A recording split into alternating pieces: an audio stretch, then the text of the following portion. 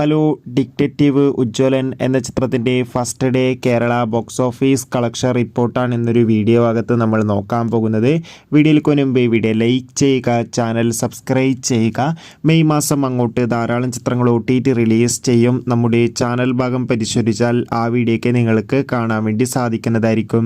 Dhyan Srinivas, Shiju Wilson എന്നൊക്കെ പ്രധാന കഥാപാത്രങ്ങളായി ഇന്ന് റിലീസിനെത്തിയ ചിത്രമായിരുന്നു ഡിറ്റക്റ്റീവ് ഉജ്ജ്വലൻ. ചിത്രത്തിന് അത്യാവശ്യം മികച്ച അഭിപ്രായം തന്നെ ആദ്യ ദിവസം ലഭിച്ചിട്ടുണ്ടായിരുന്നു.